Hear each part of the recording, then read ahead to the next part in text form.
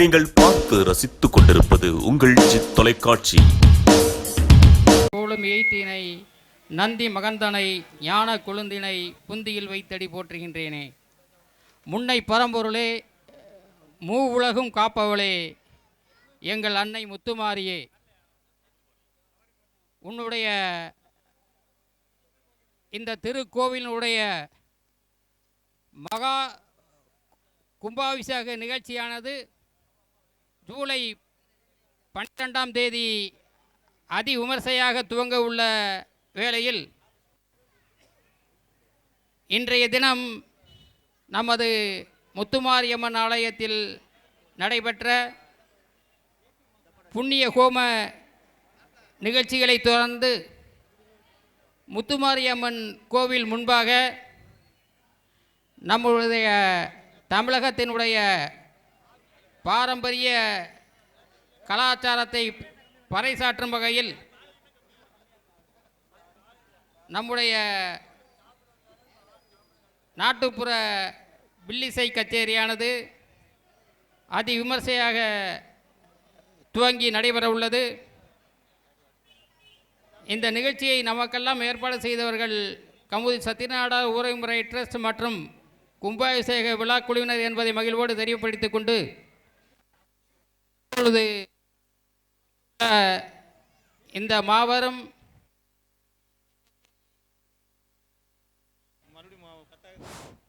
வில்லிசை கச்சேரியை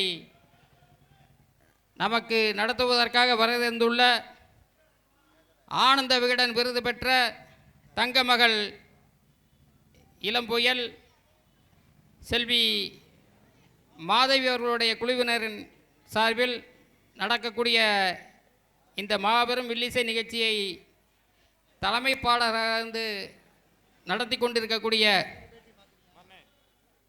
இளம்புயல் செல்வி மாதவி அவர்களுக்கு கும்பாபிஷேக குழுவினுடைய செயலாளர் பொன்னுச்சாமி நாடார் அவர்கள் தற்பொழுது பொன்னாடை அணிவித்து கௌரவிப்பார்கள்.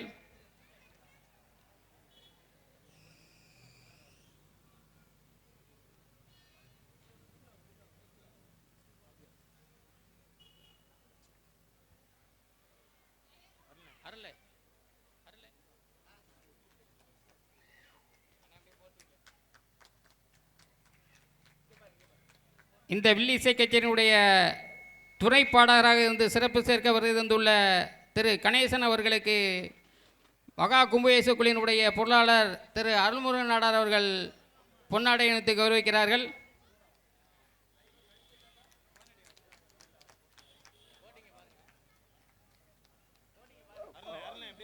குடவாத்தியம் அந்தோணி அவர்களுக்கு மகா கும்பாபிஷேக குழுவினுடைய துணைத் தலைவர் திரு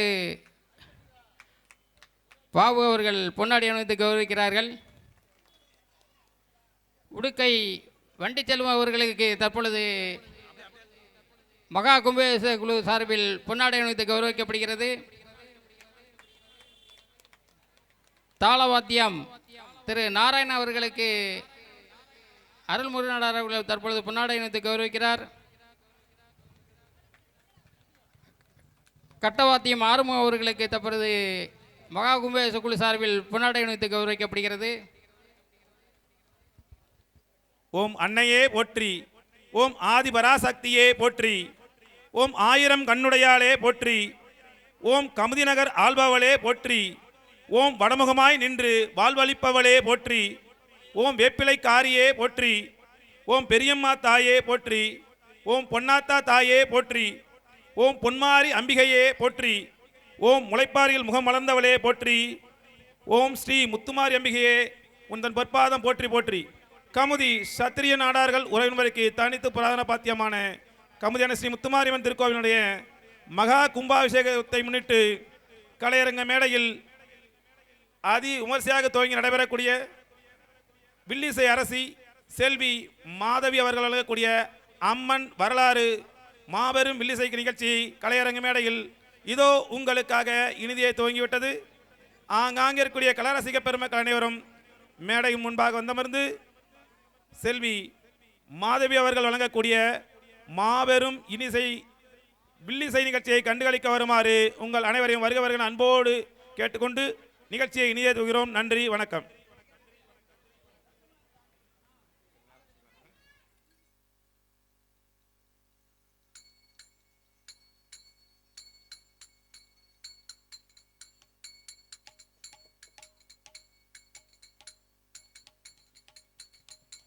ஹலோ ஹலோ ஹலோ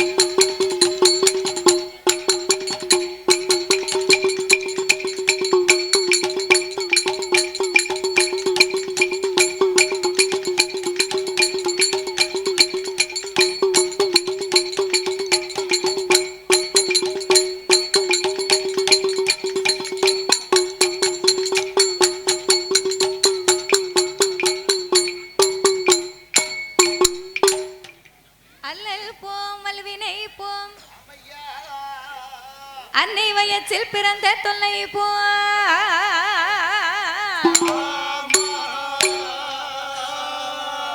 போக துயரம்போம் குணமான் மருணை கோபுரத்துள்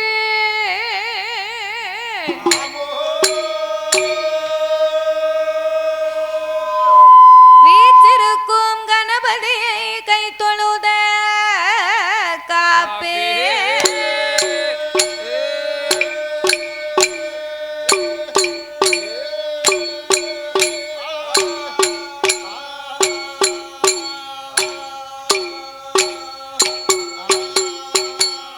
வாக்குண்டாம் நல்ல மனதுண்டாம் வாமலராய் நோக்குண்டாம் மேனி நொடுங்காதே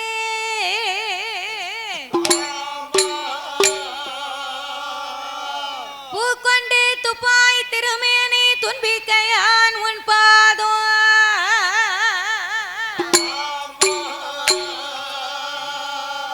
தப்பாமல் சார்பார் தமக்கு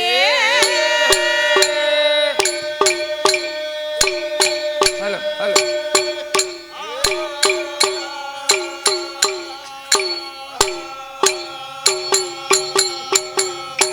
யானை முகம் இருகொம்பும் மகன்ற மார்பும் சிறுகண்ணோ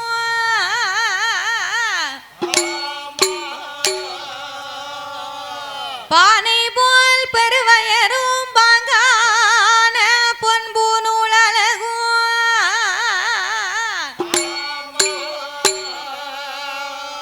தானே தோன்றி எனது உள்ளத்தில் தயவாய் வாழும் விநாயகா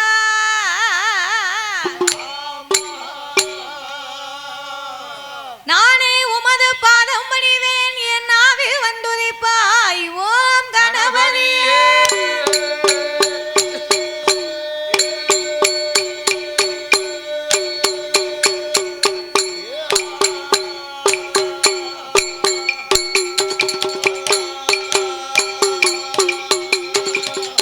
வெள்ளை கலையுடுத்தி வெள்ளை பனி பூண்டு வெள்ளை கமலத்தில் வீச்சிருப்பால் அன்னை வெள்ளை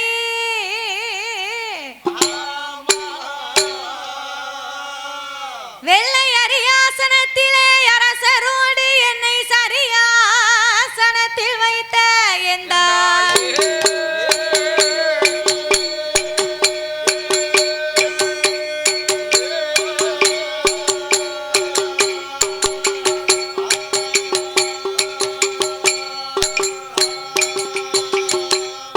அண்டர்கள் துயரம் தீராயோ திமாநகரில் வந்து பிறந்தோ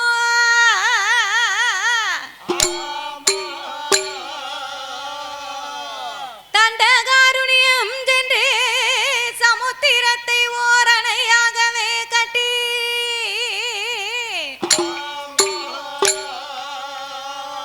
கொண்டல் ராவணனை மாய்க்க கோதண்டம் கையில் ஏந்தும்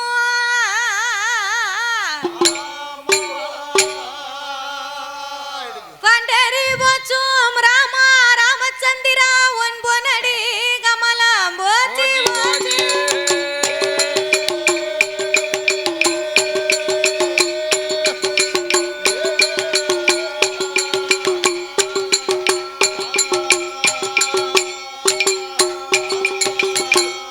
சுந்தரி சமுந்தரி நிரந்தரி ஆமையா சோதியாய் நின்ற உமையே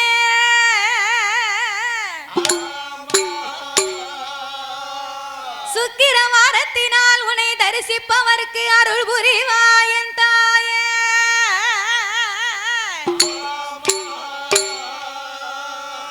அத்தி வரதண்டங்கை சக்தி சிவன் ரூபமதை அடியால் நான் சொல்ல திறமோ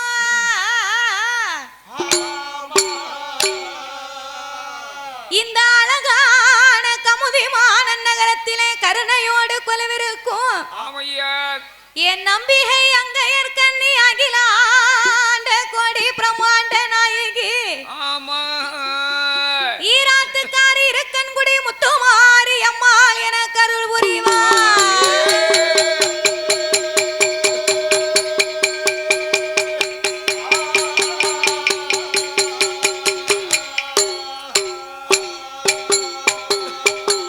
சம்போ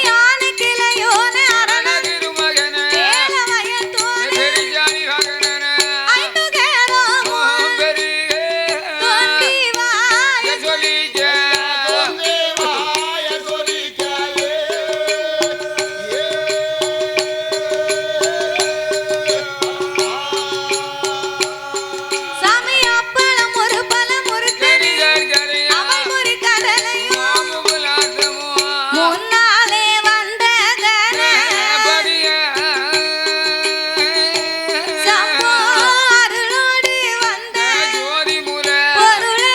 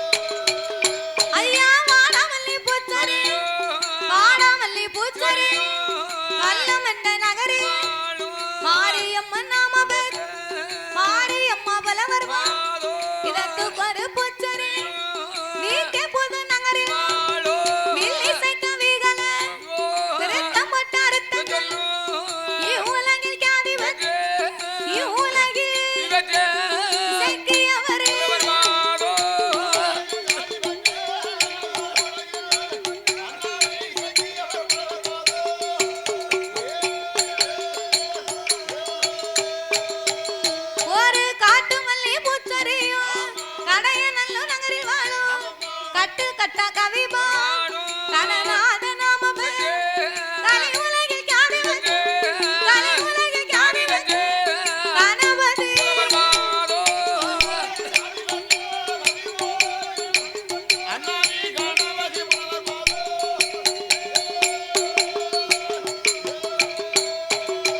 சாமி வருவினோட திருப்பாதத்தை நான் குருவினோட திருப்பாதத்தை கொண்டேனையா என் சிரசில் இங்க வந்த சபையோர்க்கெல்லாம் இனி வரப்போற பெரியோர்க்கெல்லாம் வணக்கம் செய்த மாறு பேரும் கூடியிருக்கும் பெரியோர்க்கெல்லாம் கூட போக சபையோர்க்கெல்லாம் குழந்தை நான் நமஸ்கரித்த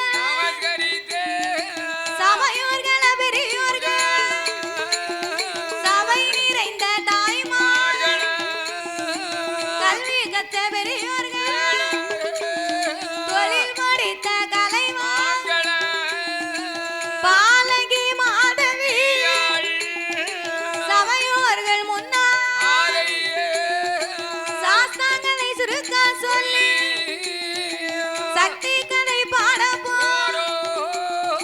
சபையோர்கள் கேட்டிடு பாடுகிற பாட்டவி ஒரு பழந்து குச்சம் வந்துட்டா உங்க பாலகி போல் என்னவே நான் சொல்லுகிற சொல்லாதே ஒரு சொல் குறைக இருந்துட்டா சொந்த குழந்தை போல என்னவே அறிந்து நான் பாடிட்டா அறியாமல் பாடிட்டா தெரிந்து நான் பாடிட்டா தெரியாமல் பாடிட்டா முன் சொல் பின்னால் வந்துட்டா பின் சொல் முன்னால் வந்துட்டா ஆறு பிள்ளை 100 குச்சி ஆறு பிள்ளை 100 குச்சி எங்களை ஆதரிக்க வேணும் ஐயா.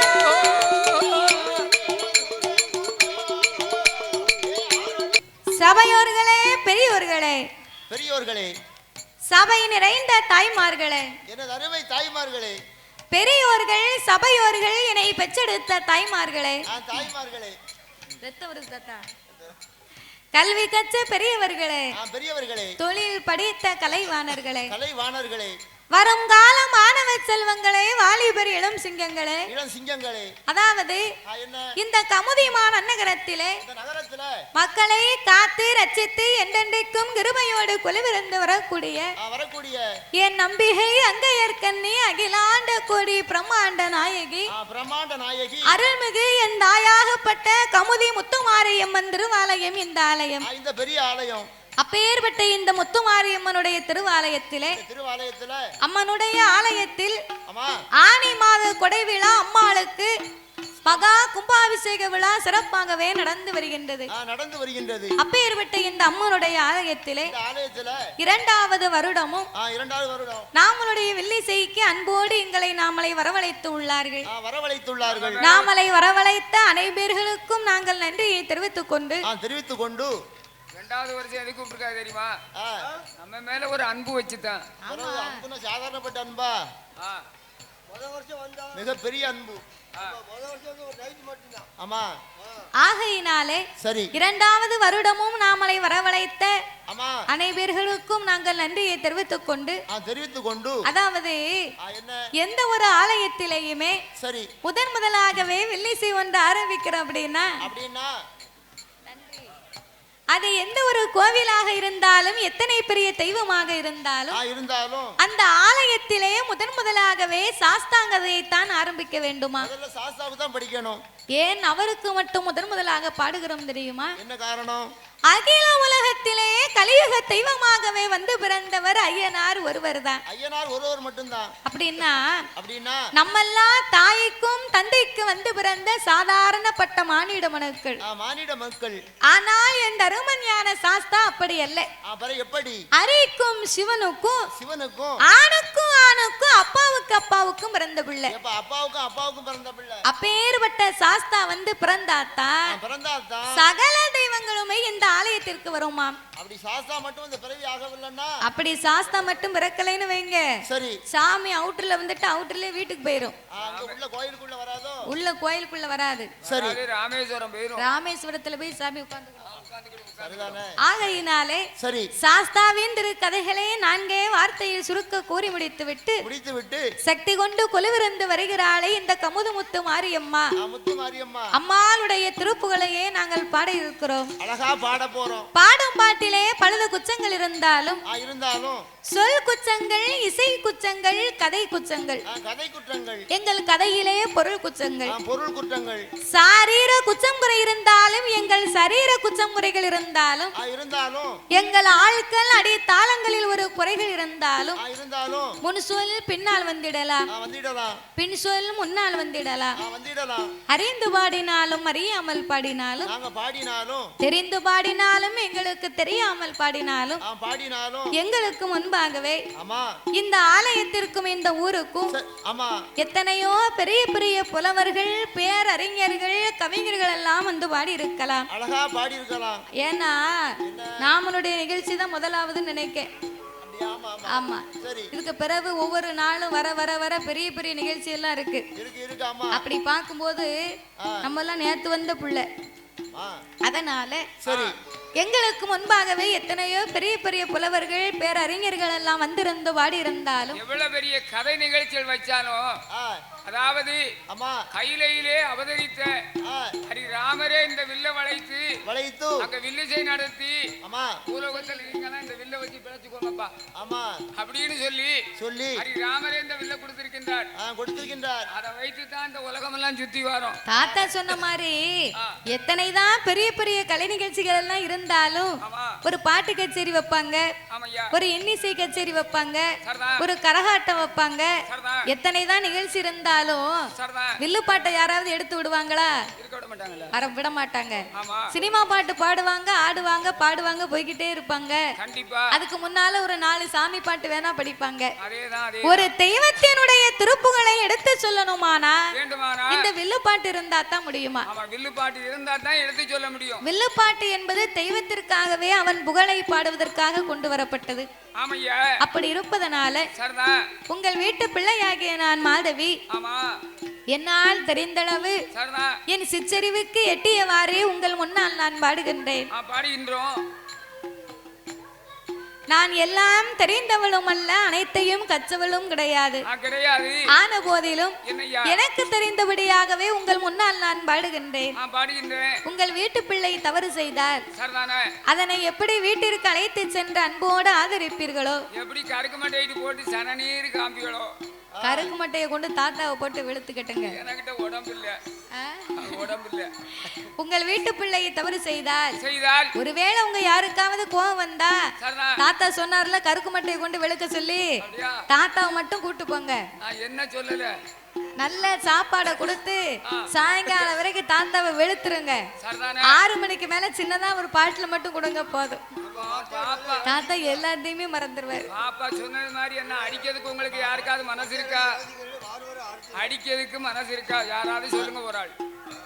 இல்லையிலா மனசு இல்லையிலா, அதுதான் வேணும் எனக்கு. தாத்தா பாவம் என்ன வந்திருக்கேன் பாத்தியா, காலையில 7 மணிக்கு பிறகு ஆளுதான் பாக்க அப்படி இருப்பாரு கொத்த நேரம் மாதிரி இருக்கம்பா. சரிதானே?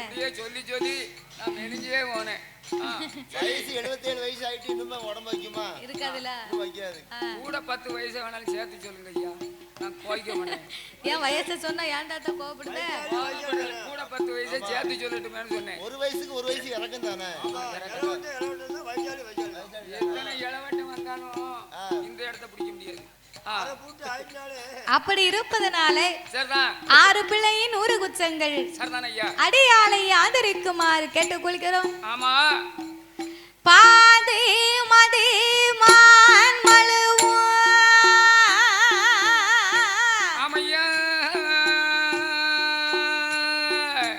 கங்கையோடு பாம்பணிந்து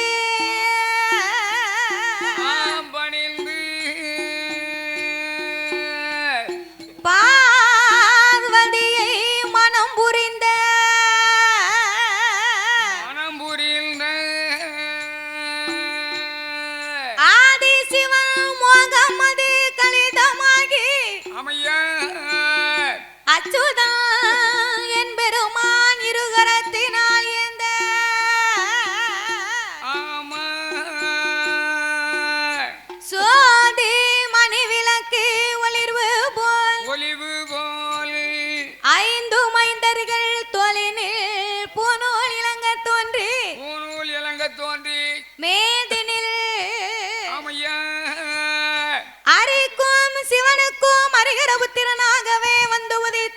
வந்துதித்த தருமஞான சாஸ்தாக்கள் யார் யாரெல்லாம் வந்து பிறந்தார் தெரியுமா? யார் யாரெல்லாம்? சாஸ்தா பிறந்தது பங்குனி மாதம் புதன்கிழமை உத்திர நட்சத்திர தன்று பிறந்தார். பிறந்தார். அவர் பிறந்த கிரகம் என்ன தெரியுமா? என்னையா? பங்குனி மாதம் புதனது உத்திரம். சாமி பங்குனி மாதம் புதனது உத்திரம். பௌரண பஞ்சமி கடக இந்திரமாகவே அமிர்த ஆதிக்கும் ஜீவனுக்கும் பிள்ளையாய் பிறந்தார். கையில் பிறந்தவர்க்கு கையனார் என்றார். ஆதியிலே உள்ளவர்க்கு ஐயனார் என்றார்.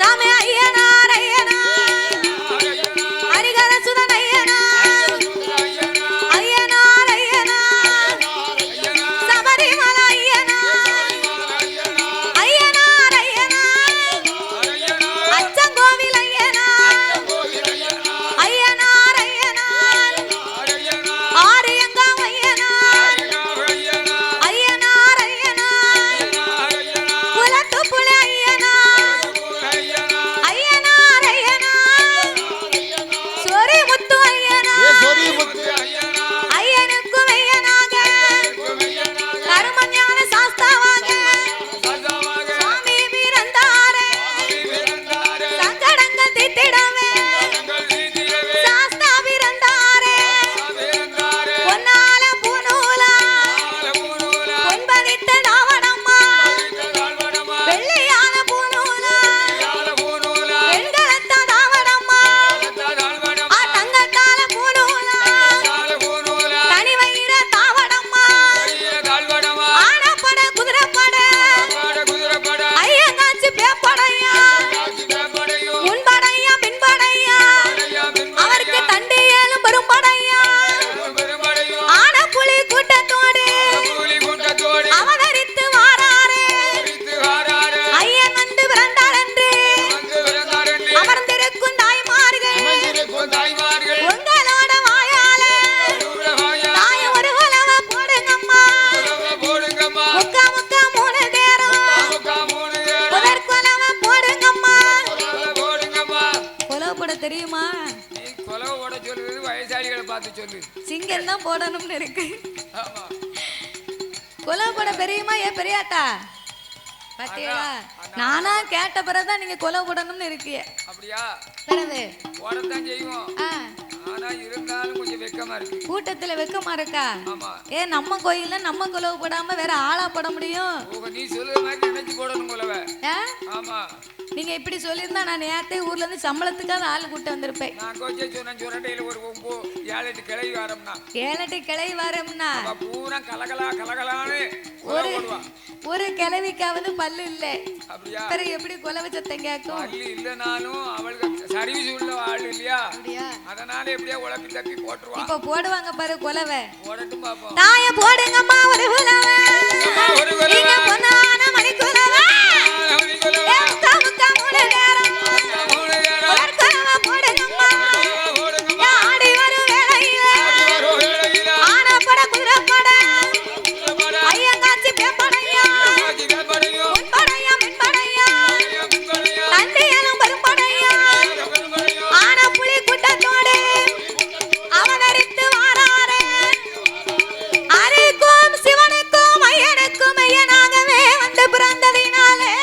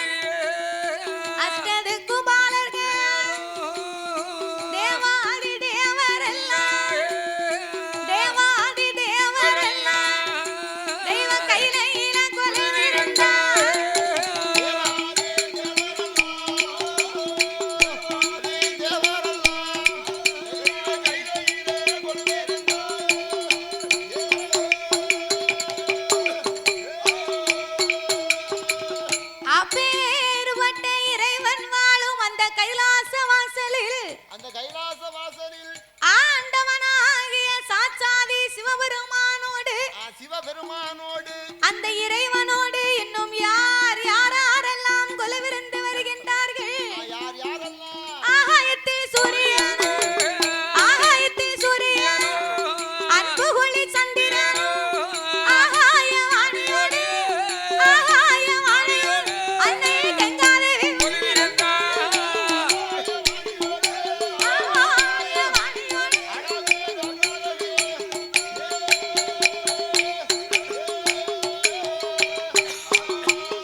அங்கே கொலுவிருக்கும் நாளை, கொலுவிருக்கும் நாளை கைலாச வாசலில் தாரை கண்ட பகவானை தெய்வலோக ரம்பையன் திருநடனம் ஆடுவான்.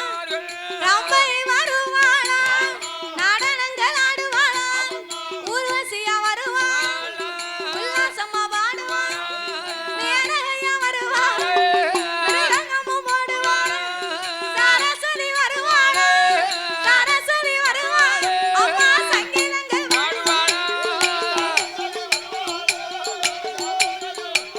அம்மா சங்கீதங்கள் பாடுவாள்.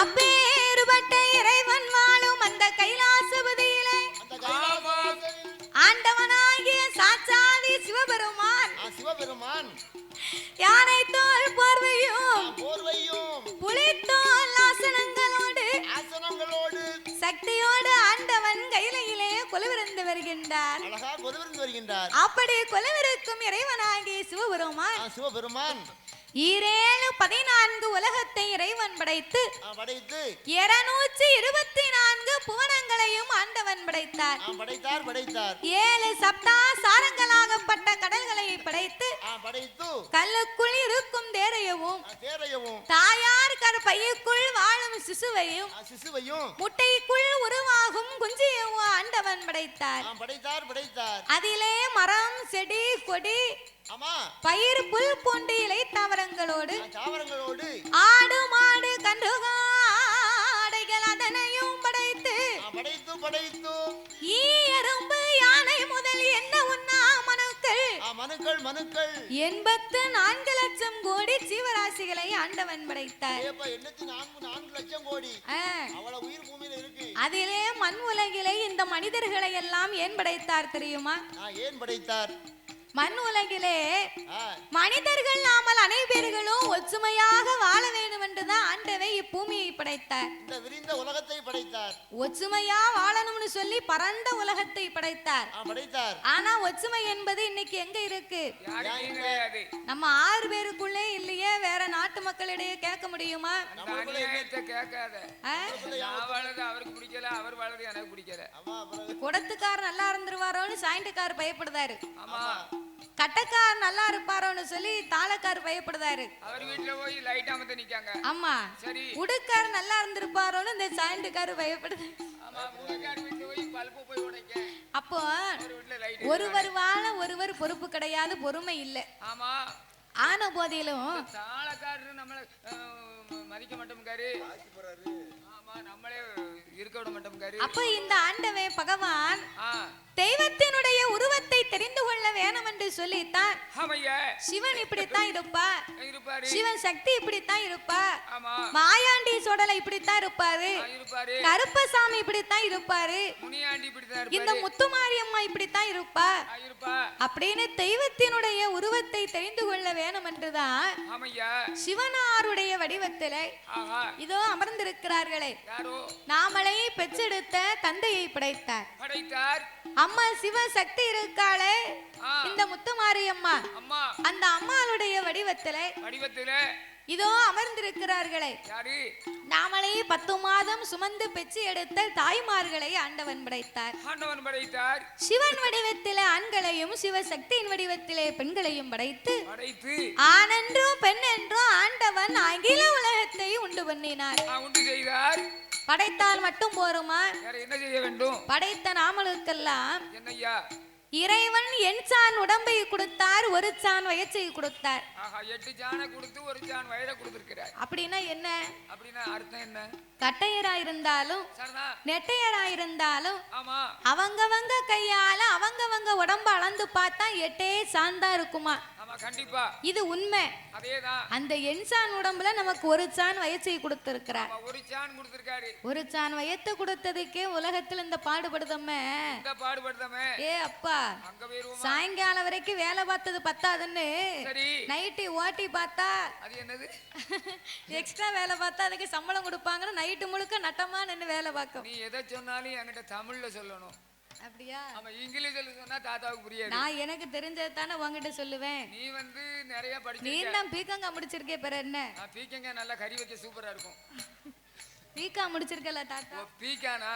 பிறகு பீக்கா முடிச்சானா இங்க வரேன். அப்படியா? எனக்கு வேற வேலை இருக்காது. அதானே. அப்போ என்ன எந்த வேலைக்கு போனாலும் இந்த வேலை மாதிரி வருமாயா? இல்ல, எந்த வேலைனா இந்த வேலை மாதிரி இருக்காது. WMA முடிச்சிட்டு பாட்டுக்கு வந்துகிட்டு இருக்காரு. நீ என்ன பேசுற? வீட்டுல முடையும் கிடக்காரு, படிக்கல.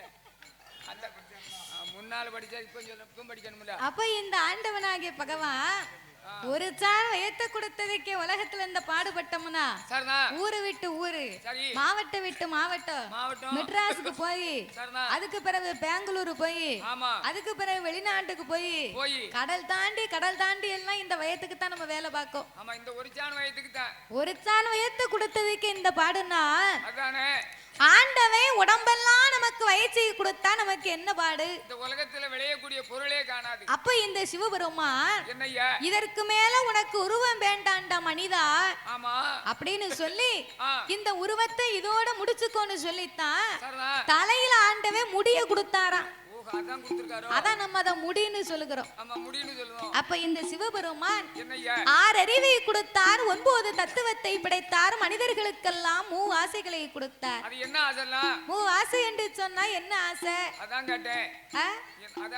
மண் ஆசை, பொன் ஆசை, பெண் ஆசை. அடேங்கப்பா, என்ன என்னையே தாத்தாவே கிழக்கு பெண்ணாசை என்ன உடனே தாத்தாவே கிழக்க தள்ளுதா? அப்படியா? எனக்கு எப்பவுமே இந்த பெண்ணாசைன்னு சொன்ன கொஞ்சம் கிறுகிறுன்னு வரும் தலை. பெண்ணாசை உடனே கிறுகிறுன்னு வருமா? பிரஷர் கூட வரும். அப்படியா? அதனால கொஞ்சம் தலையை சுத்திட்டு கிழக்க நீ வீட்டுக்கு வா, ஆச்சி ஆயிரங்கால கொண்டு குடுக்கறதுல உனக்கு எப்படி வருதுன்னு பாக்க. அது என்ன ஆயிரங்கால்னா என்ன? விளக்குமாறு. அதான் பாருங்க, கழுதைக்கு பேரு முத்துமாலையா. ஆமா, அதை சொன்னா ஒரு மரியாதையா சொல்லணும்ல. அதே மார்க்கு வெஞ்சாமரன்னு பேரு. அதே பேருக்கு என்ன பேரு? வெஞ்சாமரம். வெஞ்சாமரம் எடுத்துட்டு வா, தூக்கட்டும் அப்படின்னு சொல்லுவாங்க. அப்போ இந்த ஆண்டவன் சரி இவ்விதமாகவே நாமளே இந்த உலகத்திலே படைத்து மனிதர்களுக்கெல்லாம் பட்டினி இல்லாமலே ஆண்டவன் அன்றாடம் படி இழப்பது அந்த பகவானுடைய வேலை. அப்ப இரவும் பகலையும் உண்டு பண்ணி பகலெல்லாம் உழைப்பை கொடுத்தார், இரவெல்லாம் ஓய்வெடுக்கும் உறக்கத்தை கொடுத்தார். உறக்கத்தை கொடுத்த ஆண்டவன் என்ன செய்கின்றார்? நாமளை பட்டினி இல்லாமலே படியிழக்க வேணும் என்று ஆண்டவன் எப்படி படியிழந்து வருகின்றார் தெரியுமா? எப்படி ஐயா? நாளை நல்ல தினை எடுத்து, நாளை நல்ல தினை எடுத்து, நாளை நல்ல தினை எடுத்து, தினை எடுத்து அவர் நாடு எங்கும் படி அளந்தார், அவர் நாடு எங்கும் படி அளந்தார்,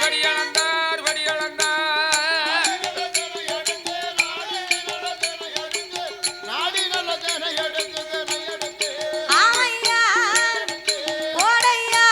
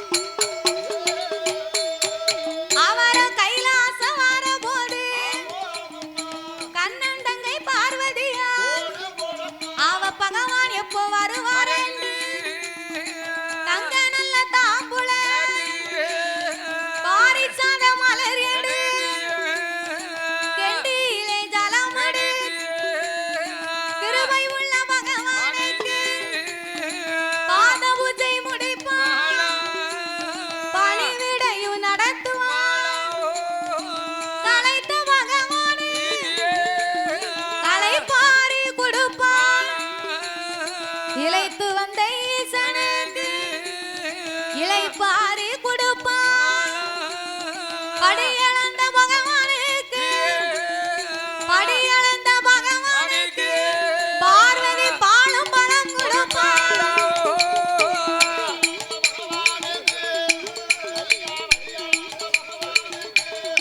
பார்வதி பாலும் பலம்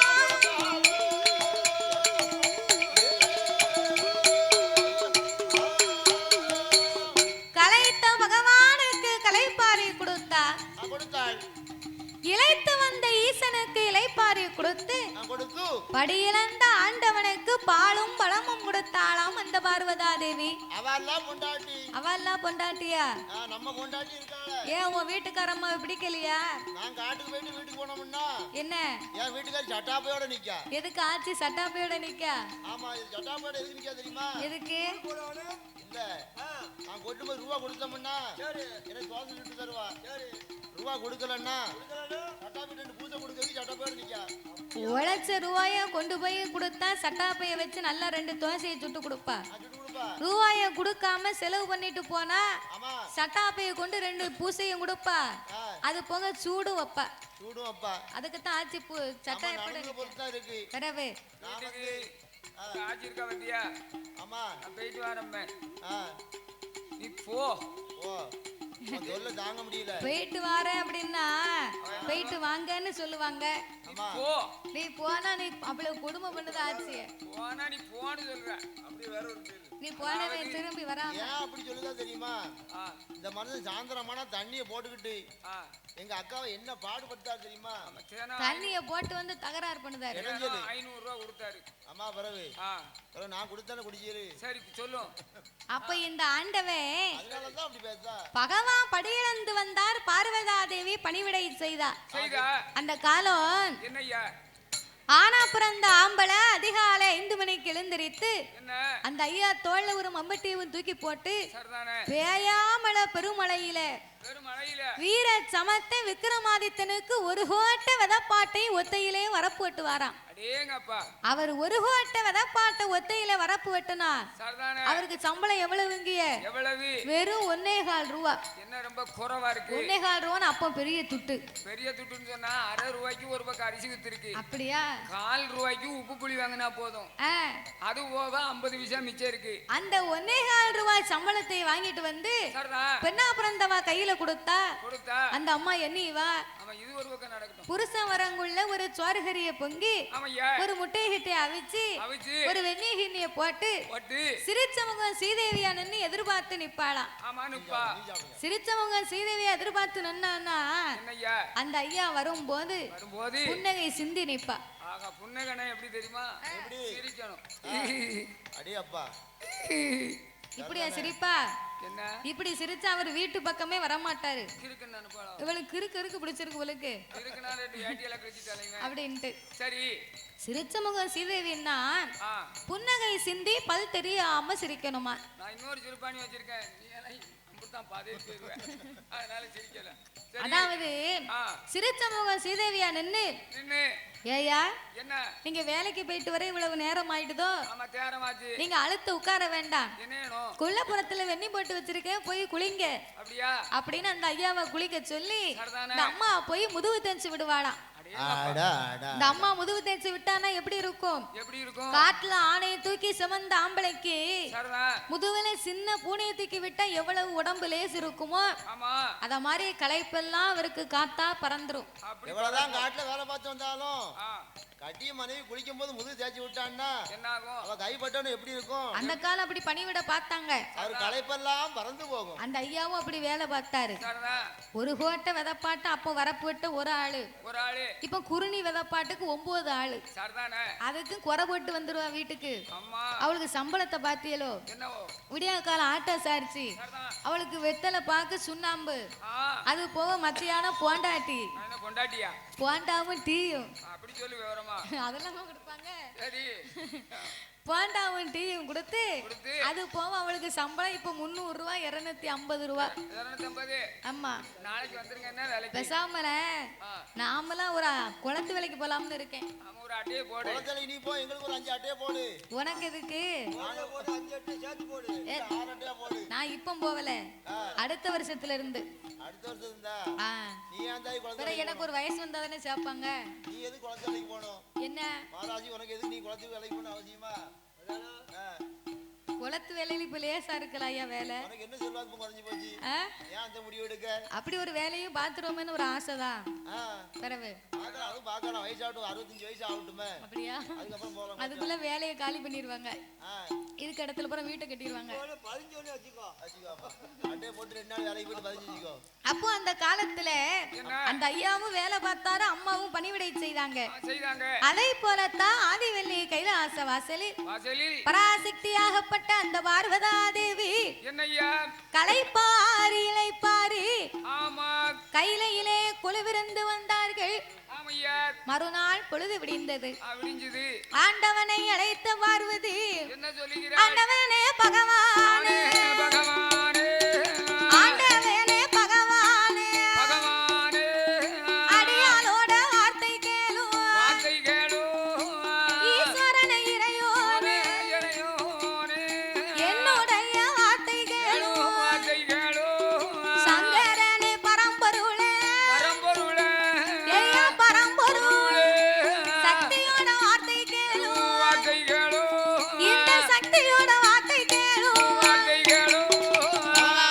பரம்பொருளே, பரம்பொருளே,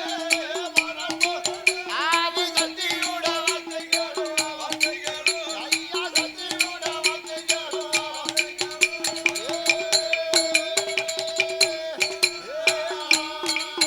சாமி ஈரேழு உலகமெல்லாம் நீங்க இறையறக்க போகும்போது ஆண்டவா பரம்பொருளே, அன்றாடம் ஆண்டவன் அகில உலகமெல்லாம் அமுதளந்து விட்டு வருகிறீர்கள். நீங்க உலகமெல்லாம் படியிழந்து வரும்போது உலகத்தில் உள்ள மக்கள் எல்லாம் யாரை வணங்கி வருகிறார்கள்? அம்மா பார்வதி, உலகத்தை நான் படைத்தேன், பாதுகாத்தேன், படியளந்தும் வருகின்றேன். அப்படி இருக்கும்போது மக்கள் எல்லாம் என்னைத்தான் வணங்கி வருவார்கள். இதுல என்ன உனக்கு சந்தேகம்? ஆண்டவா, உலகத்து மக்கள் எல்லாம் உங்களை வணங்கும் போது எனக்கு தெரியாமல் யாரோ 2 பேர்களை இரவும் பகலும் நீங்கள் வணங்கி வருகின்றீர்கள். அவங்க 2 பேரும் யாரு? ஏன் அவர்களை நீங்கள் வணங்க வேண்டும்? அம்மா பார்வதி, நான் படைத்தேன், பாதுகாத்தேன், படி இழந்தேன். பாரு, உலகத்து மக்களுக்கெல்லாம் இரவும் பகலும் ஒளி கொடுக்கணுமான யாரால முடியும்? காலையில் தோன்றும் கதிரவன், மாலையில் தோன்றும் சந்திரன். சந்திரனும் சூரியனும் இல்லையானா சகல உலகத்துக்கு ஒளி கிடைக்குமா? ஒருபோதும் கிடைக்காது. ஆகையினாலே என் வலது கண்ணை சூரியனாகவும் என் இடது கண்ணை சந்திரனாகவும் வணங்கி வருகிறேன் பார்வதி அப்படின்னு ஆண்டவன் சொன்னபோது பார்வதி நினைக்கா, அது எப்படி இந்த ஆண்டவனுடைய 2 கண்களும் சந்திரன் சூரியனா இருக்க முடியும்?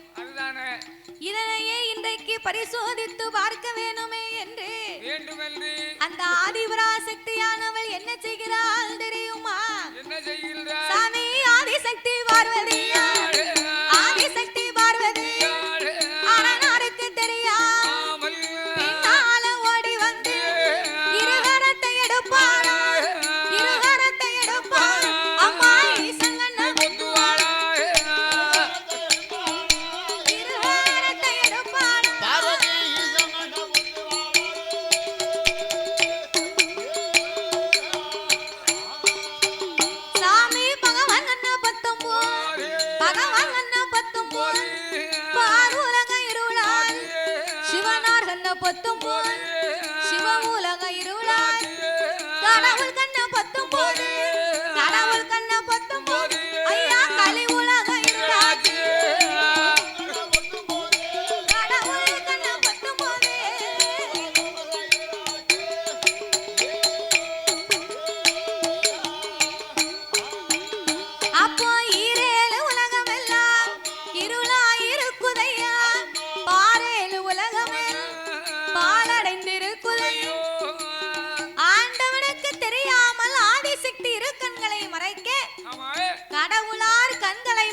உடனே என்னாச்சு? களி உலகம் எங்கு பார்த்தாலும் ஒரே இருள் மயமா இருக்கு. ஐயையோ, உலகமே இருட்டா இருந்தா நம்மளால எந்த வேலையும் பார்க்க முடியுமா? ஒரு வேலையும் பார்க்க முடியாது.